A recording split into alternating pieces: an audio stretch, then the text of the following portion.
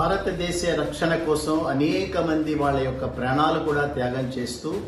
బోర్డర్స్లో సరిహద్దుల్లో వాళ్ళు చేస్తున్నటువంటి పోరాటం ఏదైతే ఉందో ఇది ప్రతి ఒక్క భారతీయుడు గర్వించాల్సినటువంటి అంశం. వారి యొక్క కుటుంబాలను వదిలిపెట్టి వారి యొక్క ఆరోగ్యాలను లెక్క పెట్టకుండా చలిలో తీవ్రమైనటువంటి చలిలో కూడా దేశ రక్షణని ప్రధానమైనటువంటి బాధ్యతగా తీసుకునేటువంటి సైనికులకి మనం ఏం చేసినా కూడా అది మనం తప్పనిసరిగా చాలా తక్కువ చేసినట్టు ఉంటుంది. అంచేత వారికి సంబంధించినటువంటి అనేక రకాలైనటువంటి కార్యక్రమాలు మనం అమలు చేయడంతో పాటుగా జనవరి 15 నాడు